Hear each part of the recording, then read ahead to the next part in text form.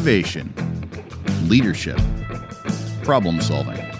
From the field to the front office, the construction industry is evolving, and the people driving that change are the ones we're here to talk to. Through candid conversations and real-world insights, we dive into the tools, the trends, and the tough decisions shaping the built world around us. This isn't just about buildings, it's about the people who build them. This is the Construction Collective.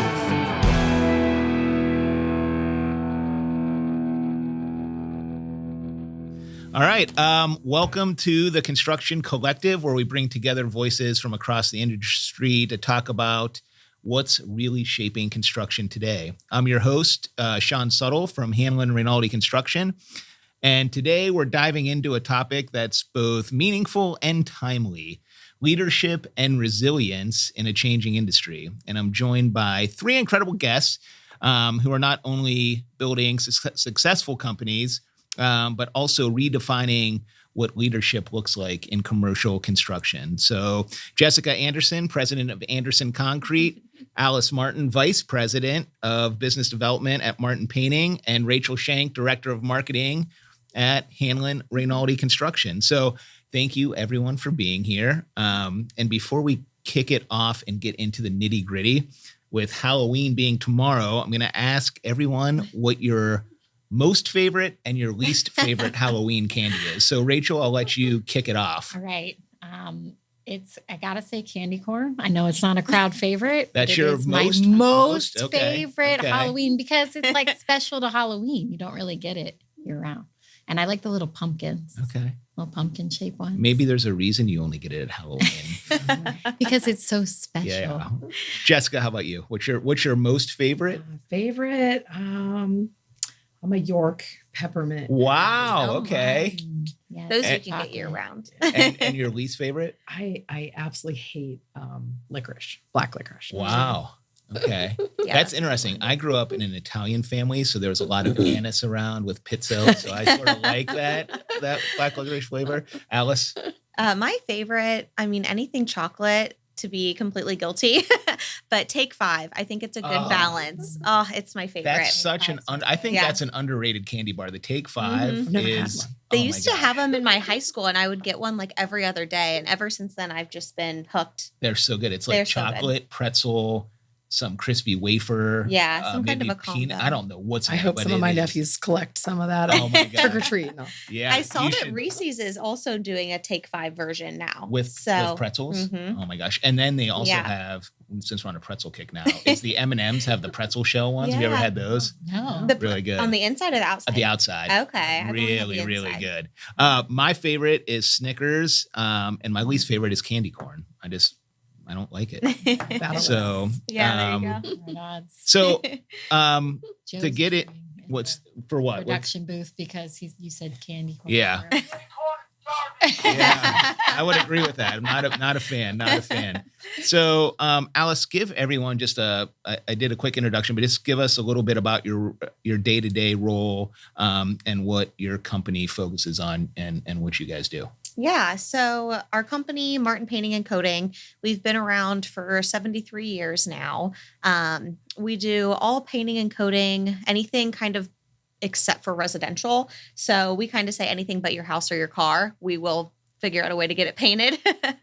So a lot of buildings around the area.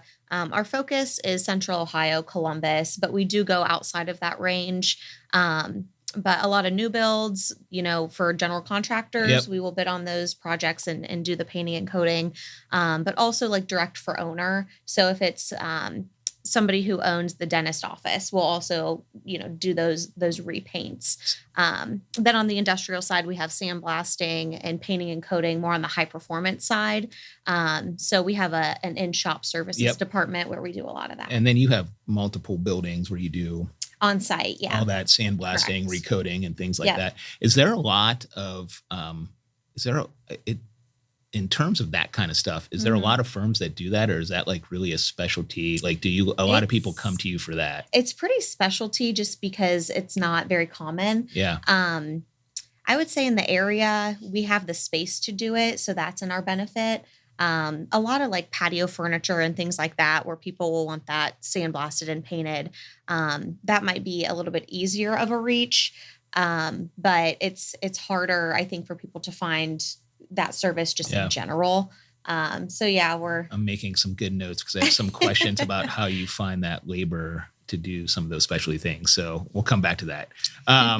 Thank you for sharing. Jessica, how about you? Give us a little bit about little background on what you do and what Anderson Concrete does. Yeah, Anderson Concrete is a concrete producer. So we're making the concrete, we're hauling it to the job site. Misconception is we're not the one finishing the concrete. Right. That's, our concrete contractors are the one doing that, but we're the one manufacturing, making the product. For the lay people out there, the finishers place the concrete. Jessica's company brings it and it comes out of the chute for them to form in place. Yeah.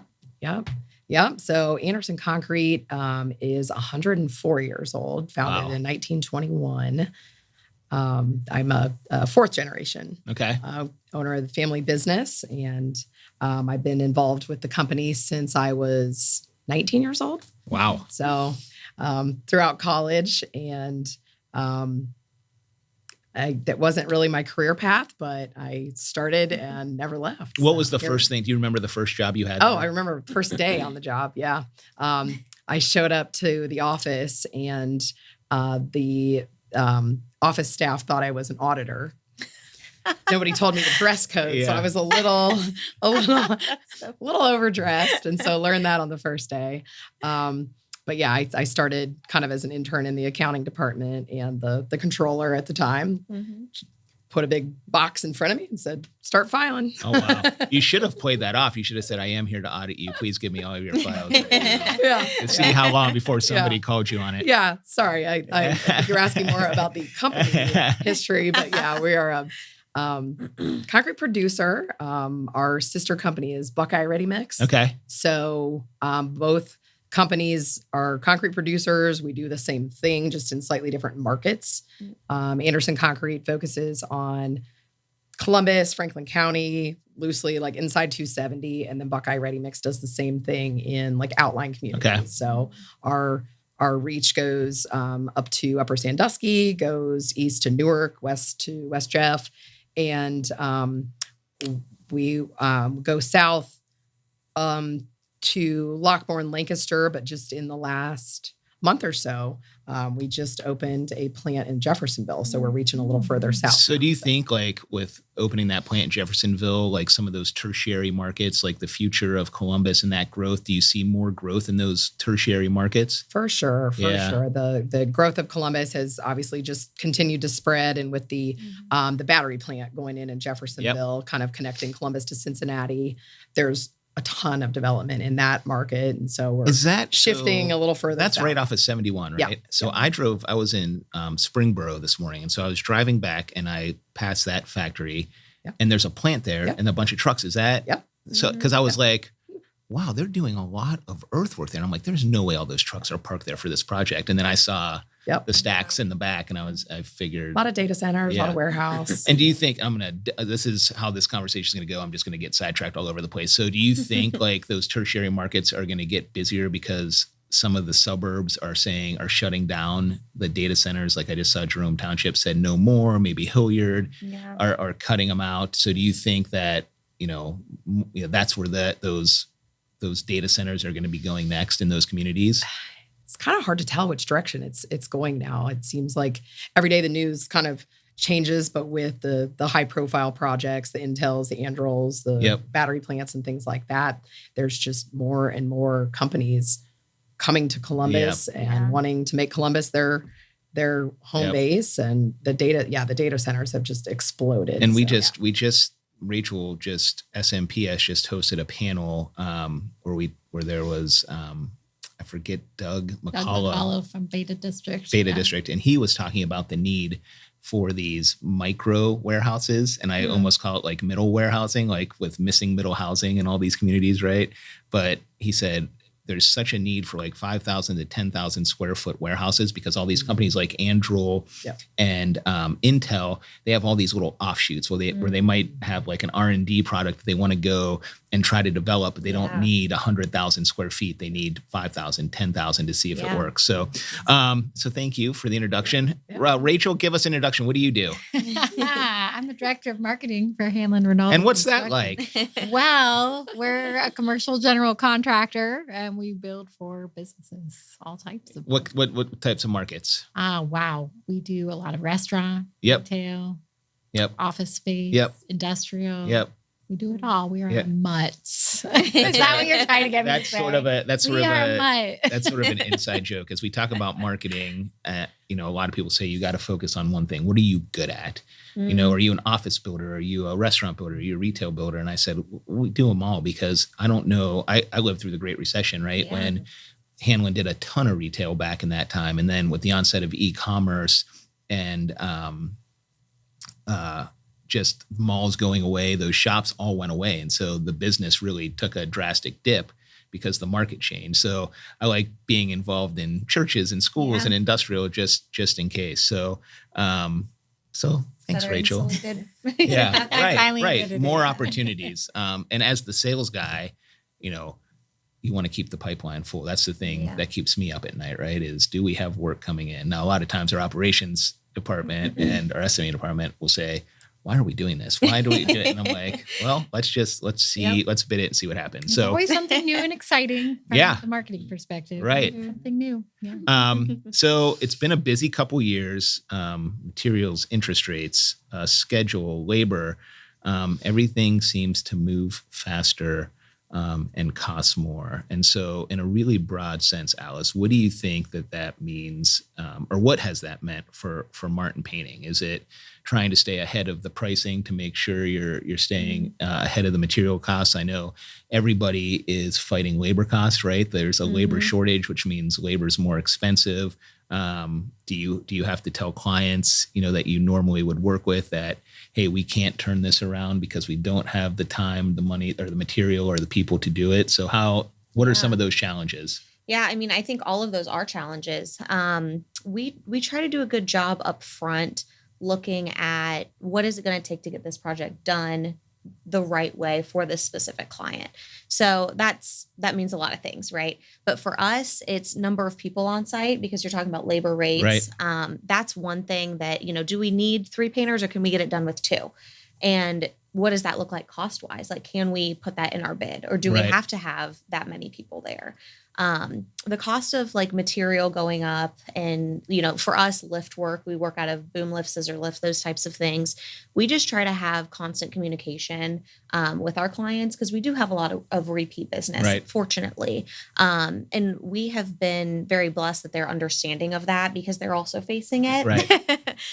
Just being in the commercial setting, they're aware of it. They're having to deal with that themselves within their own space. So they're understanding of costs going up for things. So so that's great that clients are more aware. I always think in our industry, and maybe it's every industry, we are still driven by low price, right? A lot of the stuff, what we do is we'll bid some work. Some of it's negotiated, just like what you guys do, which is great because then it's, a very candid, open book conversation. Here's our cost. We'll show it to you. We've got competition across the trades. But, do you think with those types of clients, do you try to work more with those types of clients than doing bid work, or do you do it all? The type of clients that you're saying that you can negotiate with and understand the service that you provide. Yeah, absolutely. We're more collaborative for sure. A lot of, like you're saying, like you want to at the best price you possibly can get it. And I see that, and we see that and understand that. From the lens of Martin Painting, we are all about quality.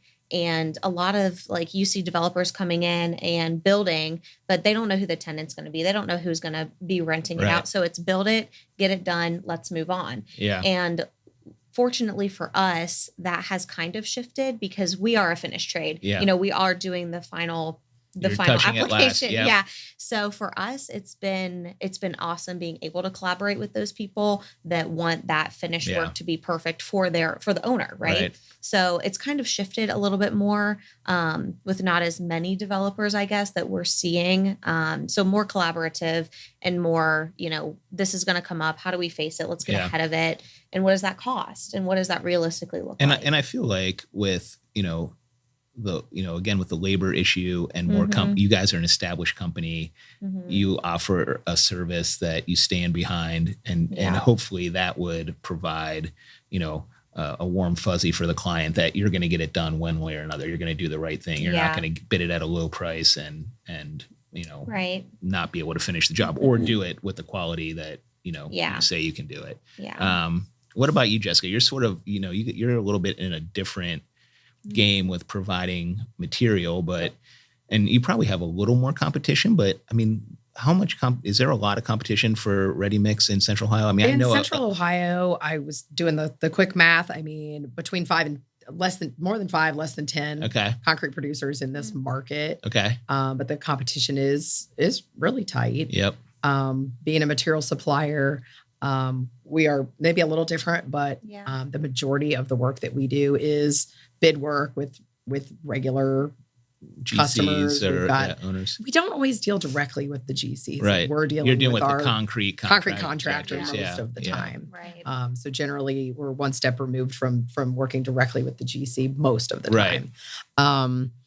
But the majority of our work that we do, especially at Anderson Concrete, is we do a lot of specialized work. We do a lot of really highly technical work. So you're talking in terms of concrete mixes required for certain types of applications. Yeah. Yep. Yeah. Oh, wow. Yeah. A lot of highly technical work where there's a lot of collaboration that needs to go into it. And so that's a little less price driven, a little more collaborative, but for the day-to-day concrete projects, it's still very price driven for sure. Was there, I remember when Intel was first announced and it first started to get going, everyone was like, well, you're not handling all. You guys aren't going to be able to get concrete for your small projects because everything's getting allocated to Intel. Was that true? Did that happen for a short time when that was going? That was definitely the fear. And at that time, there was a little bit of a misunderstanding of where the shortage was coming from. A couple years ago, there was a shortage on the cement side. Okay. And so, cement is a product, an ingredient that goes into concrete. And so most of the time people don't know the difference between cement and concrete. So they use the words cement. They use the words interchangeably. Yeah. And so even, on the news a couple times, they're like, there's a concrete shortage. There's a concrete shortage. Well, that wasn't quite true. Yeah. We weren't able to get the materials needed to make the concrete. And so that was kind of a misconception there. But what was driving that? Was that just the producers? It was a perfect storm a couple years ago. It was supply and demand. It was logistics. A lot of the cement comes in by rail or by barge. Okay. And there was a perfect storm of logistics challenges there. Does that become now I'm going to get into the nerdy details of it. Does that become a bidding war for concrete producers when they're like, hey, there's only so much cement and we need it. And then, and then you have to buy it at a higher price and then be sure that you're going to be able to sell it to your, and having relationships with our suppliers is very, very important, and try to remain diversified in the materials that we're getting. Right. But the myth that project was going to take all the concrete was a little blown out of proportion, because, we maybe had some service changes and we had to adjust to meeting that demand, but it did not take all of the concrete. Yeah. Well, I mean, we kept building. And yeah. I mean, it's interesting to see where that is right now, and sort of, nobody really knows, is it going to come online? What's going to happen? And I feel like that was when it happened, it was like, oh my gosh, we're going to have work in Central Ohio for the next 100 years. And now it's like, oh yeah, nothing's guaranteed. Rachel, what supply issues do you have on the marketing side? I really like what Jessica said about diversifying who you use as your suppliers, because that's something I had to learn the hard way as a marketer. It's got to diversify. You have to have multiple people that you work with. I mean, we do the same thing with our, there's definitely certain subcontractors we like working with that we know are going to get the job done. But we want to spread the wealth so we can make sure we're getting the most competitive pricing, for our clients. And so sometimes it works out, sometimes it doesn't. But yeah. So, okay, I'm going to ask the next question, which what's keeping you up at night as a business owner? How have the last 12 to 18 months changed the way you bid projects, the way you're planning for your company? How are your clients and contractors adapting? More collaborative, more price driven, and overall, where do you see the market right now in Central Ohio? So sort of a lot of questions in there, but how long is this podcast? We've got 40 minutes left, so go nuts. Yeah, I mean, I would say it's kind of similar to like the topic that we're on with pricing. Like I always worry about, we are not corporate. We are a small business. Right. We're a large painting contractor, but we're still a small business. So I always think about like the money going out. Where is it going? Can it be more effective, actually on the projects, where exactly can we hold back or be, a little bit tighter? More efficient to raise the bottom line. Yeah. Yeah. More efficient, whether that's, on job sites or in the office. Like, do we need these specific programs, or can we invest in something that's going to make us more efficient, downstream? Right. So what keeps me up at night, I think, would be number one for me in my position, because I do a lot of our hiring, is having the best painters and having the best training. So I never want us to scramble to say, hey, we don't have painters for this job site. Like that is my worst nightmare. Yeah, it's not being able to staff the work that you have. Yeah. And it's ebb and flow. I mean, as you guys know, being, in Columbus, but also in this industry, not every day is the same. Not every season is the same. Right. But with us, it can be day to day, like we could be totally fine and all of our painters are working. And then that's Monday. Come Wednesday, we need 10 more painters. This project they're wanting to ramp this back up. And so I like to have like people kind of on the bench. So whenever we need to pull the trigger, we can. That's probably the biggest thing for me, just with my seat in the company. But overall, like planning for the future and like the company itself, making sure you have the right people in the right seat is huge. For any business, really in any industry, but in small business for sure, because the smaller it is, the more personal it is. And we want our clients to know that whoever you have on your account, like they have your best interest truly. And we don't micromanage. That's just not our culture. So we want to trust our people and to be able to interact that front line with the clients and be professional and be honest and collaborative and all of those things. So, in terms of planning for the future, when we met prior to this podcast, I can't remember. Do you do EOS or do you do some form of EOS, or did you? Yeah. Yeah, we do. We run on EOS. We started implementing it and then COVID happened. So we started self-implementing from that point on. But we have our leadership meetings every Monday. We actually have our quarterly tomorrow.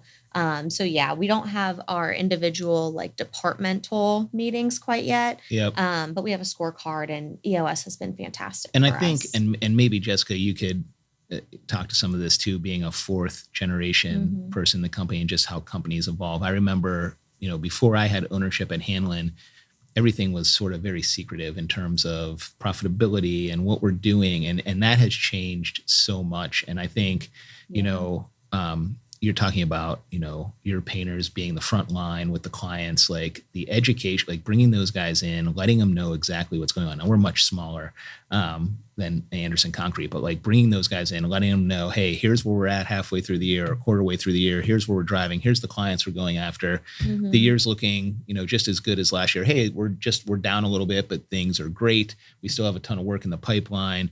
If you know anyone who's looking for work, make sure you're asking our clients, and remember, you're the front line. We're not going to get this work again unless you're doing what we're selling. So I think it's the communication with employees across the board that I've seen, since I started in 2005, the mindset around that has changed to some degree.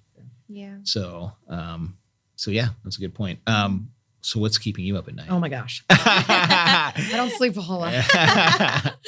The top of the list is just risk. And from a couple different standpoints, thinking of it in terms of our team and our people, we have a lot of risk every single day, literally like rolling down the road, whether it's in a concrete mixer or at the plant level. Oh my gosh. Just, from a safety standpoint, like I lose a lot of sleep, and, the worst thing ever is when you get the middle of the night phone call where there's been an accident or whatever. Yep. And so, that just the risk that we take on every day as a team is something that keeps me up. But then also the liability and the product specific risk that we take on every day, every project is just, sometimes you forget the amount of risk. And, you have a situation that comes up that recently that just kind of reminded us how much risk we're taking on. And even the projects that you don't think are high risk, if you look at like the North Market Tower downtown, or if you look at, the bridge going through downtown, you think of those as your high risk projects, but sometimes it can be a much smaller project that you didn't even think would be such a high risk. And that's just been a little reminder of the amount of risk that we take on every day. That is so true. Yeah. So a couple things I always tell our people, like, at the end of the day, everybody comes home. I don't care about anything else. All the other problems that you might think are problems, they're not problems compared to that everyone comes home safe. And so I'm sure you do the same thing when I go out to job sites. I'm like, you see everything. And I think you have to have, as an owner in this industry, you have to be heightened when you go out to the job sites, because you're thinking about worst case scenario all the time. I do. My wife always tells me that, like, why does your head go to always the worst case scenario? I go, well, I want to know what the worst case scenario is once, so I'm prepared for it and we can try to prevent it. But that risk is, I think, as an owner, you have to really be able to compartmentalize it and put it in the back. You have to be aware of it. You have to train for it. You have to put your people in the right spots to recognize it.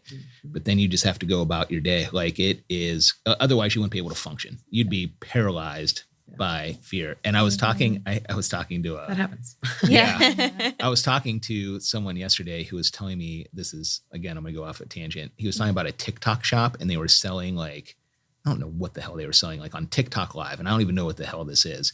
But he was saying this guy's making like $2,000 a day, like doing these, like selling these trinkets on TikTok Live. And I'm like, why am I not doing that? That sounds so much easier than what I'm doing. Bringing safety every night. Yeah. But I think, that being said, I also think, and I'm sure you both get a ton of satisfaction when you have a finished product and you're going there and you're looking at that and you're like, holy shit, look at what we did. I mean, I know you guys work in some crazy situations. You're working on some really, intense, big projects throughout the city that are, reshaping, what Columbus is going to be.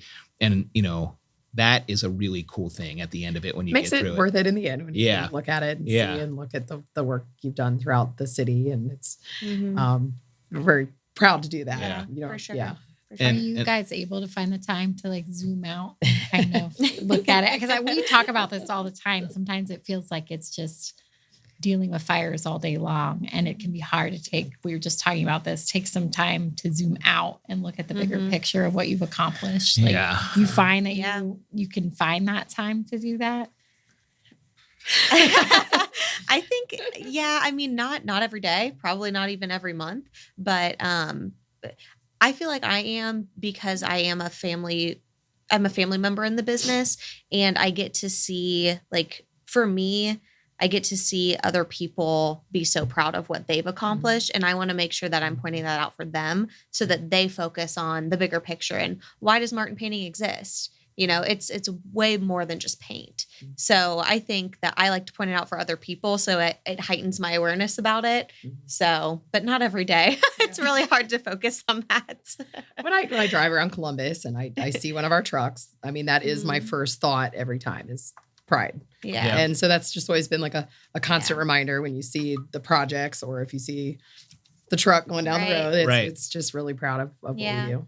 And I mean, and both of your firms have been around for so long, which is, I mean, that's crazy to think, 73 years and 100 years. 104. I mean, 104, that's insane. And Rachel and I were just talking about this. I was talking to a mentor and he had made a comment like, I used to sit in my office for just, 5 or 6 hours and people would be like, what's he doing in there? He's not doing anything. He's just in there screwing around. He's like, and I would just think about the business and think about what we had to do and think about all the things. And I was telling Rachel, I feel like that's one of the hardest things to do as an entrepreneur is just to take that time and find to make the time really is what it is and think about your business and where you want to go and what you want to do. And I want to be more cognizant of that. And then just to speak to like the family side of the business, when I bought Hanlon Rinaldi, it was, Ed Rinaldi, Mike Hanlon, and Grant Douglas, and it had been founded in 1992.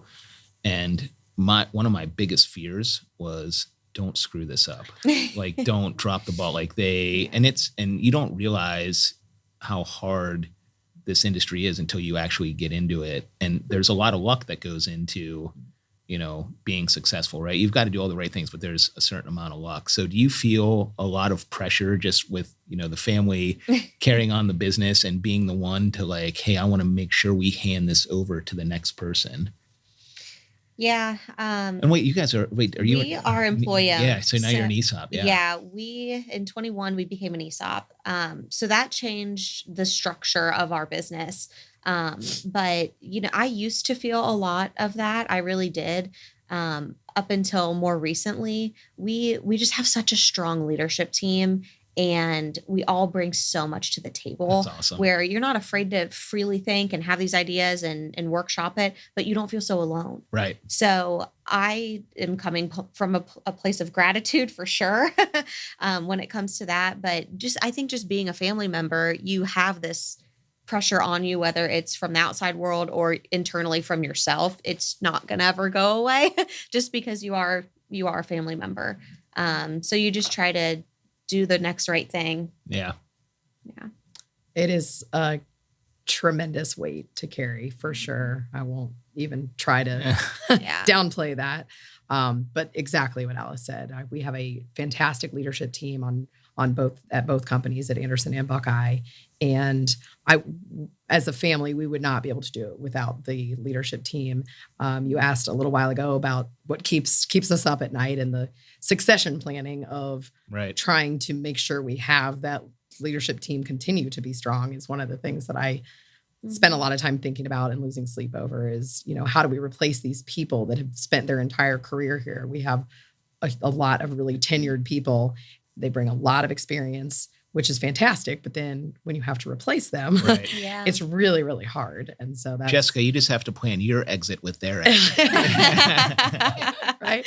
I've come up through the industry with a lot of them. And that's really, really challenging. But I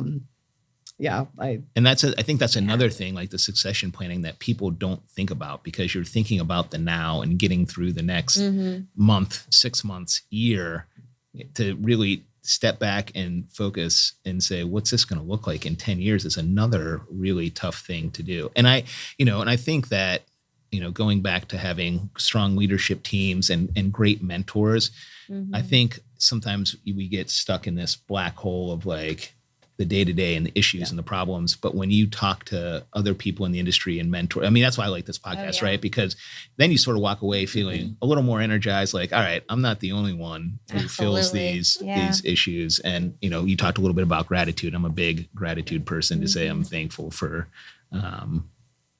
everything we have. So Alice and I both belong to the Conway Center for Family Business, and it's been tremendously helpful for me, and I'm sure for you too. But one of the things that I've learned and that they preach, and it's probably applicable to non-family businesses too, but trying to, as an owner, get out of the day-to-day as much as you can, work on the business, not in the business. And that's been such a hard thing for me to shift from, because I was very much in the day-to-day business. I was the controller of our precast division for 18 years. And then to shift into the role I'm in now, that's been probably the hardest thing for me to get try to get out of the weeds and see the big picture, see the forest for the trees, and just to think differently. Yeah. And like you said, trying to find the time to think about things when you're also trying to fight all the fires. It's right. really hard. And that's a hard thing to do. I mean, especially for someone who started in the business, working, in the trenches, so to say, to being, on top, because everybody always says that, be on top of the business, not in the business. And I'm like, it's a very different way of thinking. And I mean, I'm still working on it, but you have to retrain your brain. It's deliberate. Yeah. It's deliberate. Rachel, what do you see? What do you see? So just take it. You're relatively new to the construction industry, right? So Yes, Rachel's background, compared to all of you. I always love telling this. I love telling this story because Rachel is such an integral part of our organization, and I always say she's the keeper of our culture. So Rachel's my neighbor. And I would always bemoan to my wife, I need to do something on social media but I'm not a social media person. And she's like, you need to hire someone. You need to hire someone. I'm like, well, easier said than done. Going back to the other point we were saying, with people on the bench, that's another hard thing to do as an entrepreneur is to hire the people for the work you think is coming in. And so there was a ladies' night, which I think there's one every weekend in our neighborhood. Every month, Not every night, but every weekend. But Amanda came home and she said, you've got to hire Rachel. She's going to do your marketing. And I said, okay. So you started part-time. You were doing some of your own consulting in different industries. And so tell us a little bit about, you've heard us talk about construction. We already covered this in episode 1. But I'm bringing it back for Jessica and Alice. How is construction, what would you say, how is construction different than some of the other industries that you've worked in? It's just so much more relationship driven. So a lot of the industries, there is, of course there's client relationships and you're trying to build great client relationships, but it's more than that in this industry. It's just a really tight network of people and everybody knows everybody else. True. And it's all somehow related to each other. Whereas, it's not like a one-on-one, you and the client kind of situation. It's for as big as Columbus is, the construction community is very small. Everybody knows everyone. An example would be when I was first starting out and I was trying to figure out, from on the inside, where were clients coming from? Because, I knew, of course, a lot of them came from the relationships that you have, our pre-construction director has, our founder Ed has. Yep. But I was trying to figure out if some of the new things I was doing were working, of course, right? And I can look at all the numbers, but that doesn't, at the end of the day, who's it bringing in the door? That was such an impossible task because it's they might have looked at our website, but then they called so-and-so to see if they knew anything about so-and-so. And it turned into such a trying to backtrack from this person and this project back to how did they hear about us in this industry is near impossible because again, it just hits that network and it spreads out. Just trying to get the analytics and there's the metrics to 20 people who've touched it in between, Because we're not selling widgets and every project is different, just like Jessica was talking about the different construction mixes, they probably get clients who come in and say, we need this. And you're like, what the hell? I don't know. How do we do this? And you get an engineer to develop some mix and you test it and you hope it works. And the same with coatings. You might have a product you need to coat and is this going to work? How's it going to use? Yeah. Right. Yeah. Very, very interesting. Okay. So we've been all over the place and I still have labor, talent, and retention to talk about and just women in construction and future of the industry and rapid fire questions. So I'm going to, since we're 40 minutes into this, I'm gonna just sort of rapid fire. We've talked about talent. We've talked about finding people. What do you do? What are some of the things in your company, Alice, that you do from a culture standpoint to retain your employees? Why do you think people want to stay at Martin Painting instead of going to that next for more money? The other contractor. So for us, what's gotten us a lot of traction is defining our core values. You know what they are, but writing them down and communicating them is such a big step that sounds so easy, but it's not. We did that a couple years ago. We identified our core values, wrote them down. They're in all of our ads. They're on our website, and we talk about them in every meeting that we have. So that has really just driven it down to the way that we hire, the way that we select clients, the way that we don't select clients. So you do it both. It's for employees and for clients. Yeah. We call it our compass. So our core values, we call them the right core values because it's respect, integrity, teamwork, and effort, which we have our own definitions for.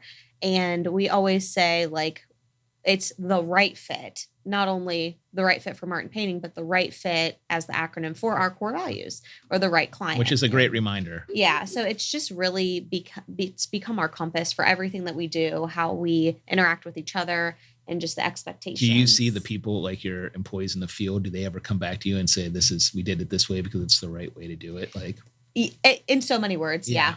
We have core values examples every week in our meeting, and whoever you have as your core value example, like you're supposed to go tell them like, hey, I saw you doing this and I wanted just to have this conversation. And so more people have been doing that throughout the business. Rachel and I just had a conversation yesterday. We posted a project that we're working on in Reynoldsburg. And a lot of times on our Instagram feed, we'll recognize the superintendent and the project manager. And one of our values is celebrating successes. Yeah. And so we posted that and somebody said, aren't you afraid like you're putting these names out there that somebody's going to see that and try to poach these guys? Mm-hmm. And I called Rachel and I was like, I am scared. And then I was like, and she was like, well, this is one of our values. Like, this is how we celebrate these guys. Yeah. And I was like, you know what, if they, people, recruiters will find them, right? Or somebody will find them. So it's a risk, but you also have to, you have to take the risk sometimes because I'm sure what did that do for that individual? It probably made them feel amazing. They do. They love it. And they want to stay places where they feel amazing. Right. And they want to share that with not only, other people they're connected with on those social channels, but like their family. Like that's totally. A proud, like we want them to be proud of these projects that they do. How about you, Jessica? Tell us a little bit about your culture and how that helps retain. Well, I won't reiterate what Alice said, but we did the same thing. We did the deep dive into our values a couple years ago, and it was interesting because I think we've had the culture for a long time, but we never put words and statements to them. Yep. And once we finally defined them, that was the first step. And then, you put them on the wall and, that was the first step. But we've really been trying to be very intentional the last couple of years of practicing, living by our values, hiring by our values, promoting by our values, really, really living them and making sure that we're aligned with the people that we're bringing onto the team. So that's, a huge part of it. I mentioned before that we have a very tenured team and we try very hard to promote from within. Mm-hmm. There's only so many positions and so many places to go, but we try. And for the most part, we promote from within. Do your tenured guys, do you have an in-house training program where you try to bring some young folks in and have these guys? Because I've seen, and I'm sure you both have, when I first started in the industry, it was a little different, right? It was guys would be on the job site at 6 a.m. and they would be there till 6 p.m. and it was whatever it took to get done. And that was a sense of pride. And then it sort of changed, right? And why did it change? Because now you have both parents working and people got to be home. And, as I've given that a lot of thought, I've been like, well, why should people in our industry be held to different standards, right? They should have to go to work, be there at 7 and be done by 4, right? And have these, but it's still, I think, expected of us to get the job done. And again, I don't know what it's like in other industries. I just feel like it's like that in mine. So we've kicked that idea around of hey, we want these old guys to train these young guys, but the mentality is so different, right? And it's how do you mesh? How do you get those guys who are the old school, hardcore guys who did it this way to mesh with these guys, right? Because these guys have so much knowledge that these guys need. Yeah. Are you guys bringing in younger workers? Yeah. We there's a lot to answer there. We have totally revamped our training program the last couple of years and just kind of rethought our whole training process. And it kind of goes back to that. We need to train differently now than we used to. And you mentioned something a minute ago about, going home at regular hours Yep. or whatever. We don't have that. We are a 24/7 operation. Our team works very, very long, very irregular hours. And so it's really, really stressful. And back to your question about company culture, it's really, really challenging to talk about the health and well-being of your workforce. And, we can say work-life balance all we want, but, it's a very stressful job, very demanding job. And so that doesn't really allow for that based on the nature of the work. It's really hard. It's Yeah. really, really hard. And so we've been trying to figure out ways to address that, because we can't really change the hours that our client wants to work. We can't really change the day of the week Right. that they want to pour. Right. We can't, we don't have a lot of control over that. You don't have control of the weather when you miss days to Yeah. pour and you need to make time up. Yeah. All those. So we're doing things like trying to make sure that our team understands mental health and the resources to where to go if they need help. We've spent a lot of time here. That's been kind of our initiative here the last year, is focusing on mental health and trying to make sure that our team has that despite the stress and the challenges that they have to deal with, and like helping them cope and manage all of that. That has been a big push in our industry over the past, I would say recently, 5 years or maybe less. Yeah. And so do you think that there's more resources around 100%. that with just the health and wellness, I've both noticed, physical and mental? I've noticed it really just in the last couple years. We did just internally, we do an employee survey every year. We started doing that a couple of years ago. Back to your culture. We try to get, feedback and input from our team. And that's been our most successful way of like gauging the pulse on certain things. Right. But a couple of years ago, we asked if they knew what resources were available to them. We said, do you know where to access your EAP, Employee Assistance Program? Mm-hmm. And most of them did not know. And so we're like, oh, that's what we need to focus on, is making sure they know what this is and where to access it. And so that was kind of where we took our lead to like go down that path to really dive in on the mental health. And we've partnered with a couple people. The Builders Exchange of Central Ohio has been diving into the mental health space. They have a peer group now specifically for that. There's people that have really been driving that conversation to try to reduce the stigma in the construction industry about talking about things like that. And so we're fully on board. And, I think a lot of our team appreciates that and sees it. I'm sure. Really, really appreciates it. And so that's been a driving force of our culture here recently. And, I think it goes, and we still have a long way to go, right? But we're making headway in that space. And if you know better, you do better, right? It wasn't talking about it. Yeah. Because again, it goes back to it's what we do is very challenging, demanding. And I think it's like nothing else. It is definitely a very high stress industry. I mean, it is. It's worth acknowledging that everybody who comes in, because you're problem solving, and there's no industry where you're problem solving. Yeah. Where there's not going to be stress involved in that problem solving process. It's just not possible. Well, it's awesome because I love having these talks. 'Cause, I wrote it down here, but leadership looks a lot different today than it did 10, 15, 20 years ago.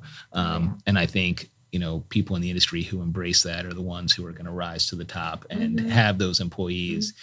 Because let's face it, if we're not here, if we don't have the employees who are out there doing that work. So, all right, man, this conversation is great. Okay. Women in construction. So, I was trying to think how to ask this, but construction has historically been a male-dominated industry.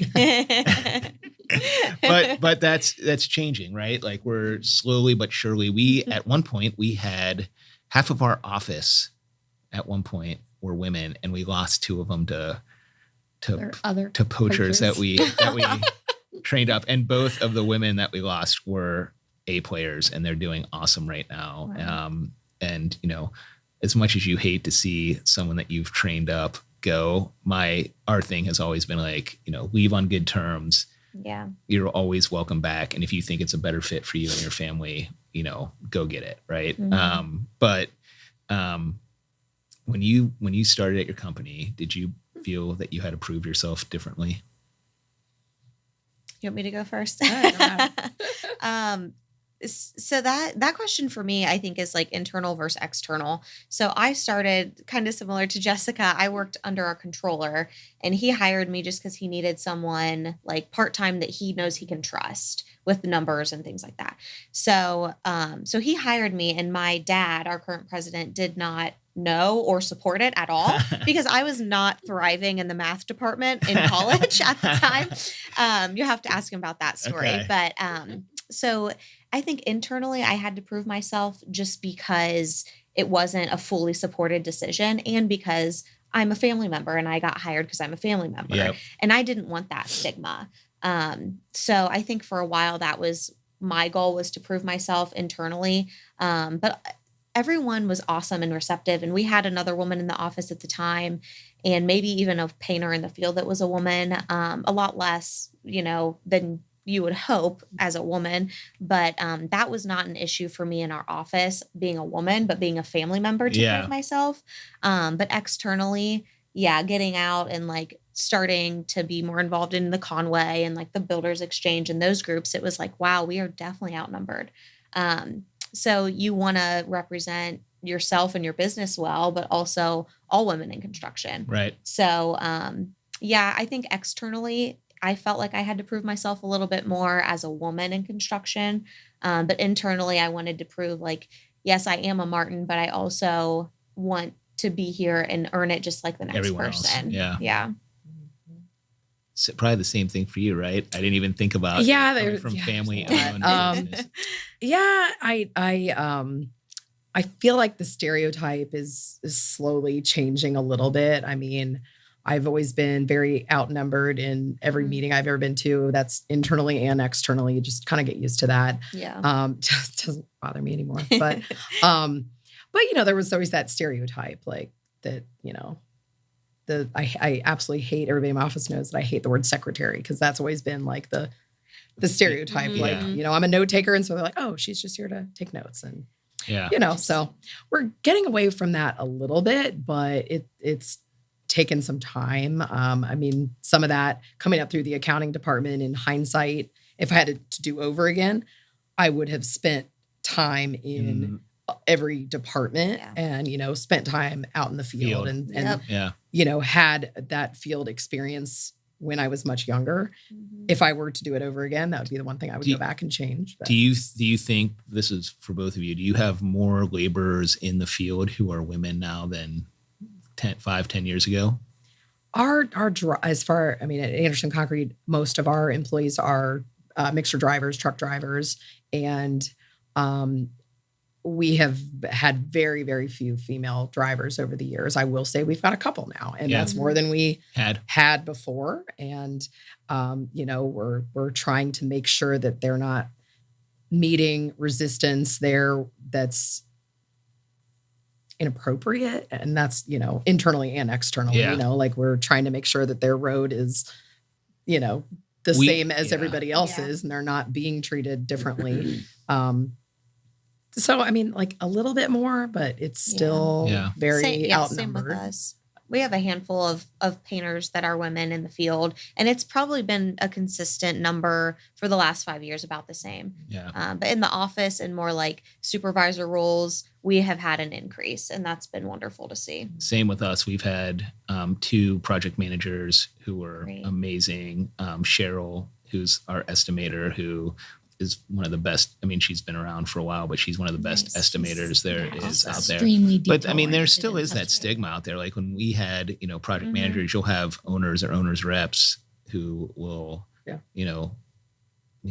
be disrespectful. And, I remember, one of our employees who left said something, and I was like, I want to sit in on this phone call and listen. And we didn't tell the guy that me and Matt were on that phone call. And as soon as he started in on her, we were like, oh my, here we go. So, hey, we're here too. Yeah. And his tone totally changed. Tone changes. Yeah. And then it's taken me a long time to find my voice, especially in conference rooms and meetings like that. It's taken a long time for me to find that voice, but I still get interrupted a lot, and people just talk right over me like I'm not talking. And so like I'm very sensitive to that. Yeah. And that still happens. Yeah. But yeah. And, and hopefully, I mean, you're smart enough to know that happens because those people aren't confident in their roles, right? So they feel intimidated. So I will say, though, that I have been very fortunate in the industry and the concrete part of our industry specifically.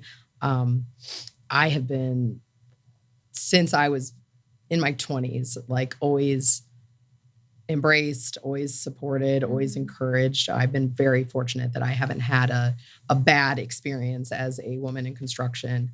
My mentors, male and female, have always been incredibly supportive. And so that's been my experience. Yeah. So that's what I always try to like preach to women that are considering coming in the industry, is I think it's been an incredibly supportive industry. You said it earlier. It's very relationship driven. And, that's the reason why I stayed, like that. I think I said it a while ago. Like that wasn't really my career path and my plan to be in construction or even to work for the family business. But when I started and got to know the people and got to know the community, I never left because it was fantastic. I was like, one of my questions, you guys, was going to be, what would you say to a woman who wanted to enter the industry? But I think that's perfect.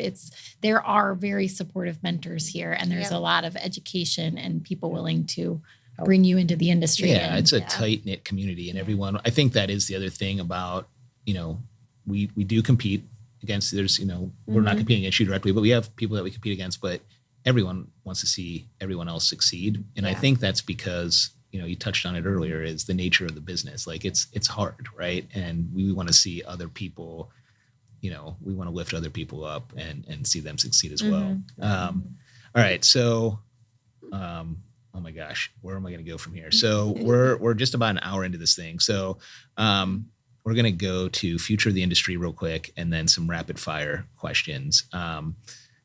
We've talked about all the challenges in the industry, and let's talk opportunity. So Rachel and I were at a Worthington City Council meeting the other day, and we heard, was it Matt McAllister from One Columbus talk about the run that Columbus has had. He basically said Columbus has had an amazing run in the past 15 years. And I was sitting next to a developer friend, and I said, does that sound like we've had a 15-year run and it's about to come to an end? And he goes, no, I don't think that's what he means at all. And that wasn't what he meant. And he went on to sort of expound.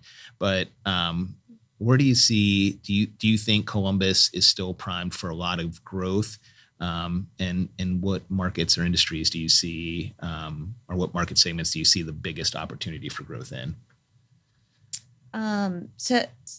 Yes, all in all, I think Columbus is still healthy for our industry. I think that we're going to continue building, whether that's, Central Columbus and then expanding, which we have already seen, begin. I think what would be a great opportunity is for more of the renovation side of things rather than demolish and rebuild, because I think we need to start thinking a little bit more about recycling what we can. Yeah. Is it going to be, more costly? Maybe, because you're going to have to get more specific on the redesign and the reconstruction. More creative. Yeah. But I think that that's probably a good opportunity for our industry when it comes to construction and building is, Columbus is getting more and more populated, and yes, we have room to build, but don't destroy if you don't have to. Yeah. I think that's a good opportunity. We have a great client. I'm gonna give a shout out to Cohatch, and they do a lot of repurposing of old buildings. And we're finishing a project in Hamilton, Ohio, which is an old bank, and they do some new builds too, but like they would rather, repurpose. They did it in Westerville. Yeah. I mean, they do a great job of that. Yeah. They really they're just, I mean, which is fun. Like as a construction, like when you go into those old buildings, you're like, I know. This is so cool. Yeah. We see that a lot with churches because we do a lot of that restoration in churches, and some of them are protected and you wouldn't be able to touch them anyway. But it brings a lot of like joy and satisfaction being, local, being born and raised here. But also some of the churches too. I think we did one, and my dad was saying that his great grandma was baptized in that church. That's awesome. And it's like, what? Like just the history in some of these buildings is amazing. Yeah, I'm with you. I love repurposing old buildings. Yeah. So Jessica, this question's probably a little more, it's different for you because you're dealing with some of these mega projects. And so what do you think, what's your pulse on that? Do you think you're going to continue to see that, or time will tell? Right now, it looks like that. I mean, that's been one of the biggest challenges in the last year or two is just the some of these projects have been taking such shifts and change of direction and schedule changes, and so that's been really challenging to see where the future of some of these projects are going. I still feel like they're moving forward. It's just a matter of like how quickly and how it's all going to play out. But I think that's been a change over the past year for sure. I feel like we're still super busy for sure, but it was a breakneck speed prior to this. And I think I think part of it is with the economy, people don't know. You hear all these different things, and there's no way to really plan. Like, are we going into a recession? We've been talking about it for 5 years. Yeah. Are we not? Yeah, are interest rates coming down? We think so, but we don't know. And if there's going to be a cut, how many cuts are there going to be? So do we jump in now? Do we hold off and wait? Do we wait for the next cut? So I think all those factors are at play, and it's like, are we going to see what happened, like sort of after COVID, where the floodgates open and now all of a sudden we can't keep up again. So it'll be interesting if we knew the answer to that question. Right. It still feels like we're really fortunate to be in this market and to be in Columbus, and at what speed it takes off or keeps going is yet to be determined. But I still think, compared to other parts of Ohio, other parts of the country, I still feel like we're in a really fortunate spot. They gave some numbers at that council that Worthington together. That Worthington together. So Worthington's going through it. We're developing a new comp plan. So they had a speaker series answering some questions. And the number that he gave was staggering, the amount of people moving to Columbus now compared to the rest of Ohio, and the projections for like 2050. So crazy. All right. So I've kept you a minute over. So we're going to do some rapid fire and reflection questions real quick. Favorite project you've ever completed? They're all so different. Off the top of my head, I would have to say this is a disclaimer. Everybody in this room loves every single client, and we're so thankful that we're able to work with them all. Thank you for that.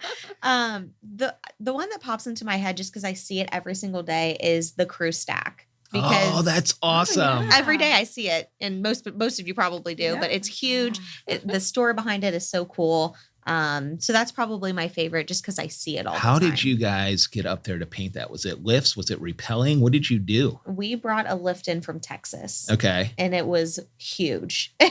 So how did you find it? Were you just like, we got to do an online search and find this lift, or like? Oh yeah. Our operations team just like nose to the earth, just figuring it out, finding the lift. Like I swear they can do anything. They're so impressive. And they found this lift and they got it here. And it was an impressive job to see. That thing is such an icon in Columbus. That is very iconic. Massive. And just a plug Go Crew, I think, on Sunday night. They lost the other night against Cincinnati, so they have to win on, I think it's Sunday. But your favorite project? I have to narrow down to one. So there's a lot of stadiums that are cool. Some hospitals that are cool. I'll say Vets Memorial.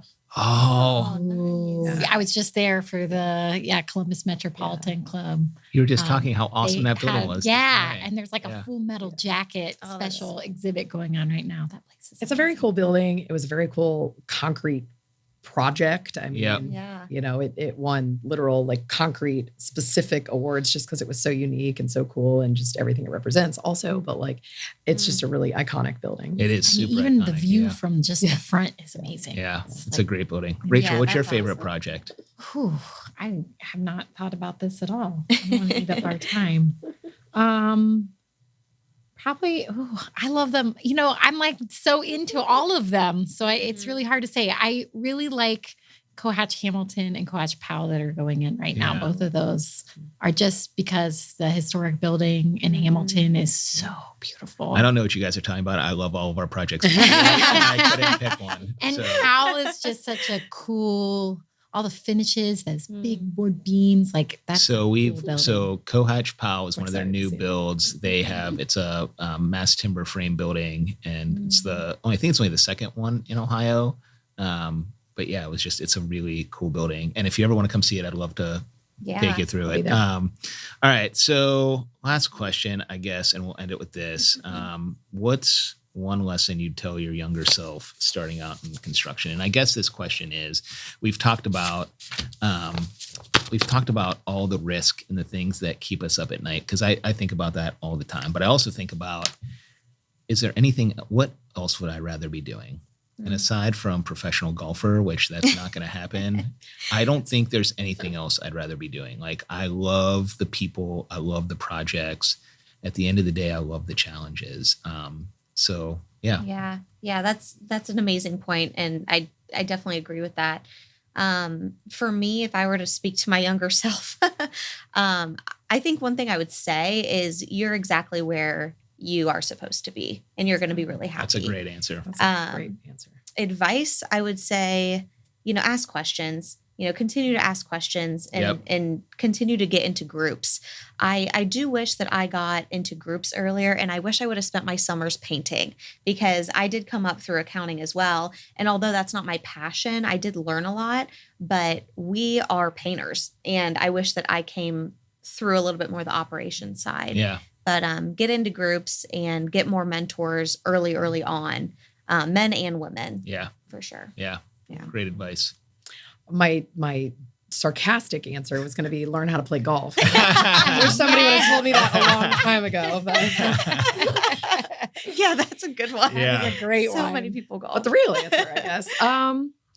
I think it took me too long to lead or learn to lead authentically, to lead with my own strengths and my own skills. I think for a long time I was trying to lead like other people, whether it's, like family members that were leaders before me. I was trying to like do what they did and do things the way they did it. But we have two very different leadership skill sets and leadership styles. And so it has taken me a long time to realize that I need to lead authentically with my skill set. And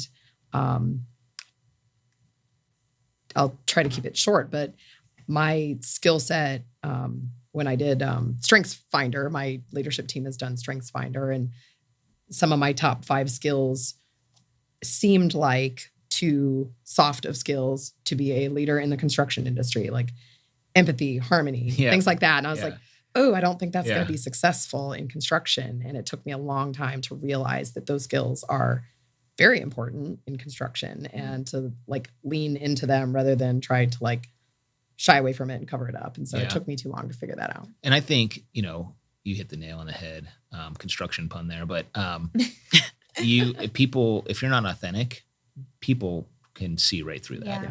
And I feel like the sales piece like that I do is, if you're lying to someone, they're gonna call you out on it immediately. So be authentic. And then I also had a mentor who, when he talked about leadership, because I had a lot of the same things, and he was like, "Look, this doesn't mean you're a bad leader. Everyone's going to tell you these are the qualities of leaders, but what makes a good leader is realizing where your blind spots are, what you're good at, and being able to recognize that in other people and lead that way." So that's a great point. That's really excellent. All right, Rachel, what would you tell your younger self? I don't know how to follow that, because it was like right on the nose.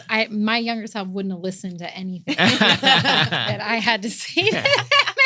The truth, but I guess simply put, don't sleep on the construction industry as a career path, because obviously I'm midlife switching over into the industry, but it's a great industry. I mean, seriously consider it. It's awesome to be in.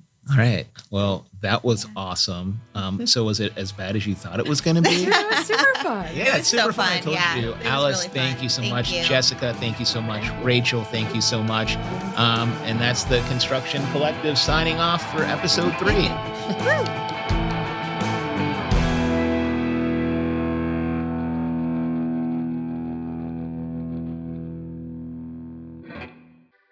Boxland Media. Think big.